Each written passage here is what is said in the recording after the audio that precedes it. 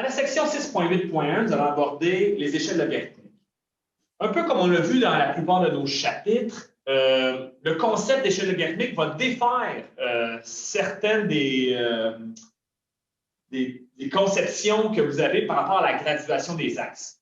Dans les premiers chapitres, on faisait des conversions de mesures. On a changé un peu votre façon de faire par rapport à ce que vous étiez habitué. Ensuite, on a parlé d'angle. On était habitué de travailler en degrés, mais on a aussi vu qu'on pouvait travailler en radians. Et finalement, avec les vecteurs, on a parlé d'orientation selon le sens trigonométrique, le sens topométrique. Mais là, dans les fonctions, on est habitué de graduer les axes de manière linéaire, mais il y a une autre façon de faire qui va être très utile dans le cadre de vos cours et particulièrement lorsqu'on rencontre des situations de fonctions exponentielles. Donc d'abord, l'échelle linéaire, donc l'échelle avec laquelle on est plus habitué de travailler, c'est une échelle pour laquelle les distances sont conservées lorsque les écarts entre les mesures sont les mêmes. Les écarts absolus sont les mêmes. Donc, c'est important. Qu'est-ce qu'on entend par écart absolu? Donc, une graduation pourrait se faire, par exemple, à coup de 1 unité, de la manière suivante. Disons 1, 2, 3, 4, etc. Et on se rend compte que si on prend deux mesures qui ont la même distance, par exemple entre 3 et 1 et 6 et 4, la mesure est à la même distance parce que l'écart absolu, la soustraction, donc si on fait 3 moins 1, l'écart absolu est de 2, 6 moins 4, l'écart absolu est de 2. Bien, on pourrait aussi construire une échelle, disons, avec un pas de 2 unités. Donc, on pourrait décider de faire 2, 4, 6, 8, 10. Encore une fois, cette échelle est linéaire, puisque si on regarde l'écart qu'il y a entre deux mesures qui ont les mêmes distances, par exemple 2 et 4 et 10 et 8, leur écart absolu, ici, on fait 4 moins 2, ça donne 2. 10 moins 8, ça donne 2. Donc, les écarts absolus sont les mêmes, les distances sont les mêmes sur l'échelle linéaire. Donc, on se rend compte que pour les graduations principales, lorsqu'on passe d'une valeur à une autre, on fait des bonds constants en termes d'addition. Donc, on additionne 1 ici à chaque pas, alors qu'ici, on fait des bonds de 2. Dans le cadre de l'échelle logarithmique, la conception va être différente. L'analogie que je peux faire, c'est avec la modélisation des fonctions exponentielles. Dans le cas des fonctions exponentielles, lorsqu'on avance de façon constante en x, les y, eux, n'ont pas une addition qui est constante, mais plutôt une multiplication. Le facteur de croissance est toujours le même. On essaie d'avoir cette même réflexion-là sur une échelle logarithmique. C'est-à-dire que si on a, par exemple, un facteur de croissance ici qui est de x2, bien, la distance va rester la même lorsque ce facteur-là, ce facteur de croissance, reste le même. Donc, ici, nous nous retrouverons avec 4 sur cette échelle. On dit que les distances sont les mêmes entre les mesures lorsque leurs écarts relatifs sont identiques. L'écart relatif entre 2 et 1, l'opération mathématique pour parler d'écart relatif, c'est dans le fond le rapport, la division. Donc, 2 sur 1, on a bel et bien un rapport de 2. 4 par rapport à 2, on a un rapport de 2 également. L'écart relatif est le même, les distances le seront aussi. Donc, si je vous demandais de mettre le nombre qui vient ici, bien, il faut encore faire x2. On a 8.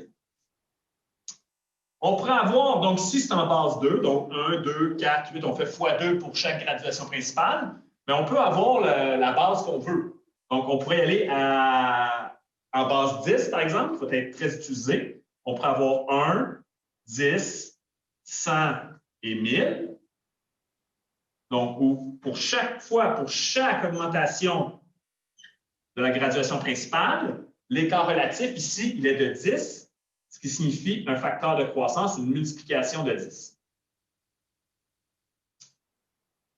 À l'exemple 6.8.2, nous avons une situation où on nous mentionne que l'écart entre la mesure 1 et 4 sur notre échelle logarithmique a une distance de 5 cm et on nous demande quelle serait la distance entre 50 et 100 sur cette même échelle. Donc, j'ai commencé à construire l'échelle. Ici, on a 1, 4, 5 cm plus loin. Donc, il faut comprendre qu'à chaque fois qu'on fait un 5 cm en termes de distance, on a un facteur de croissance de 4. Donc, on fait x4. Donc, on aurait 1, 4, 16, 16 x 4, 64, etc. À chaque fois, on fait x4. Bien, là, je mets 3 petits points. On arrive à l'échelle. Si on avait une distance de 5 cm à partir de 50, il faudrait arriver à un bond de x4, ici, avec comme valeur 200. Et pour faire un bond de 4, on peut s'y rendre en faisant, par exemple, 2 bonds de 2. Donc, si on fait x2 x 2, ici, on doit avoir la même distance entre là et là. Donc, on se retrouverait avec comme valeur 100. Puisque 50 x 2 donne 100, 100 x 2 donne bel et bien 200. Étant donné qu'on est à mi-chemin, eh bien, la distance va être de 2,5 cm. Donc, 6,8.3. On a une échelle qui est partiellement construite où on a un repère. On a ici un facteur de x9. Donc, on se pose la question, quel nombre vient ici à la même distance que celle-là, étant donné que les distances sont les mêmes?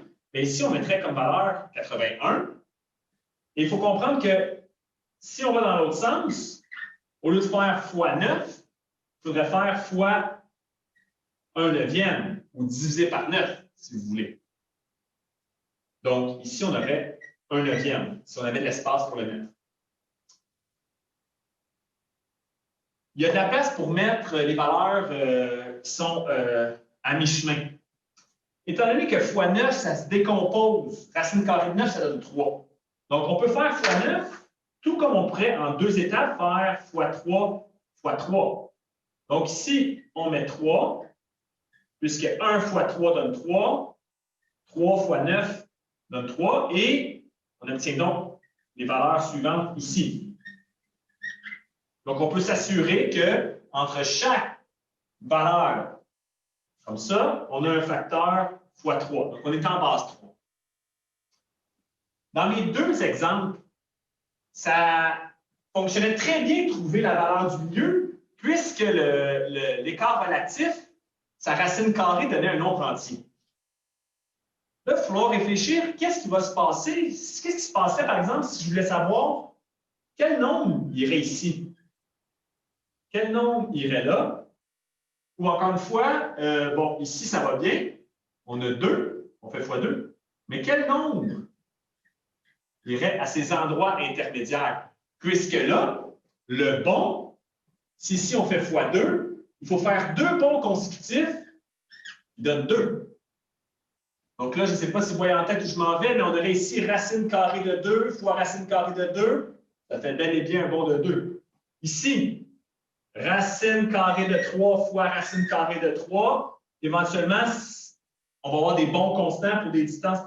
Et c'est un peu comme ça qu'on va procéder pour trouver les valeurs qui ne sont pas exactement sur des graduations principales.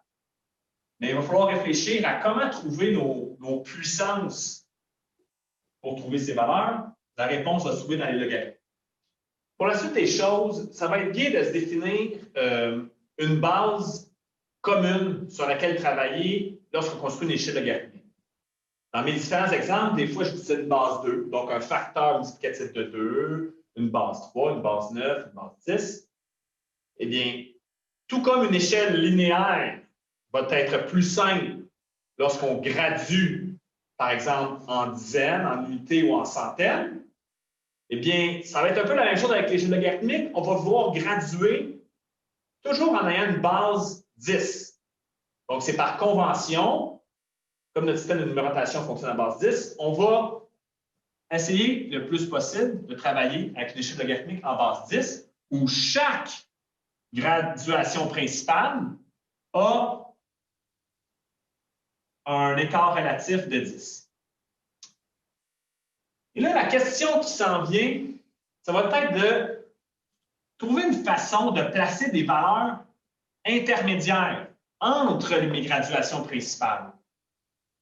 Et là, ça va me permettre en même temps de vous expliquer pourquoi on appelle ce type d'échelle une échelle logarithmique.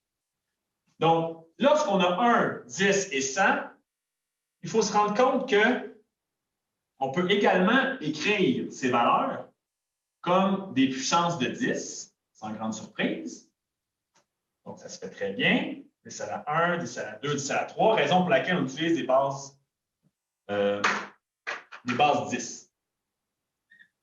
Si on souhaite trouver, par exemple, où se situe, quelle est la valeur qui se situe à mi-chemin entre 1 et 10?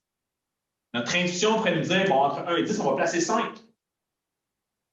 On ne fonctionne pas comme une échelle linéaire.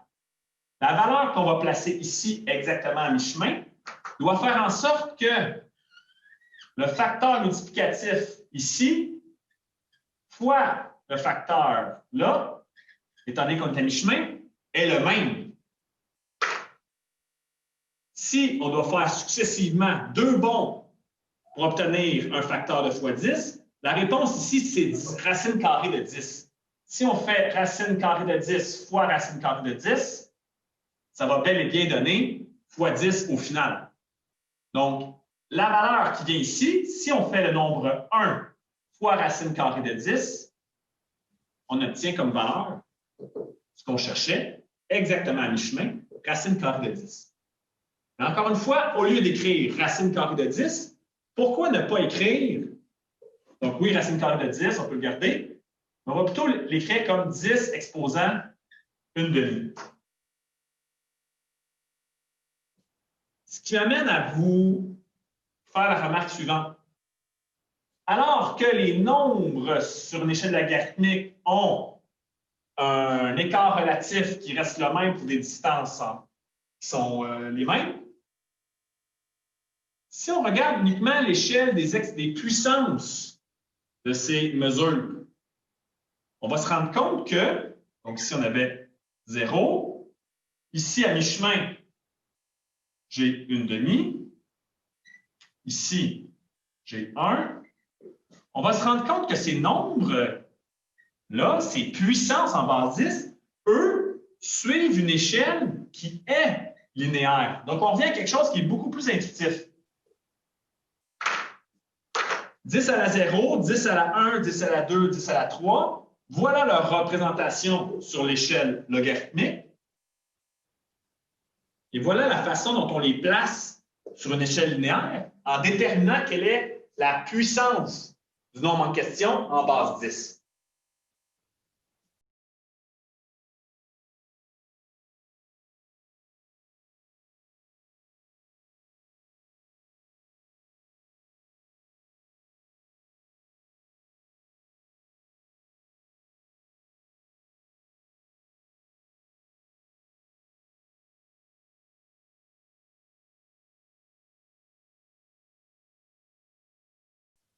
Eh bien, ça, c'est la définition même du logarithme. Si on se pose comme question, où devrais-je placer, par exemple, le nombre 5, on va se poser la question, 5 est égal à 10 à la quoi? Quelle est la puissance que je dois mettre à 10 pour obtenir 5? Bien, la réponse, ça va être log en base 10 de 5. Donc, log en base 10 de 5, c'est la puissance que je dois mettre à 10 pour obtenir 5. Ça nous donne environ 0,70. Donc, sur mon échelle linéaire des puissances, où se situe 0,70? Bien, je dirais que si ça c'est 0, ça c'est 0,5, ça c'est 1, échelle linéaire des puissances, 0,7, c'est peut-être à peu près ici. Eh bien, on peut donc, on va se faire un peu de place, prendre la valeur ici et pointer à cet endroit où devrait se situer le nombre 5.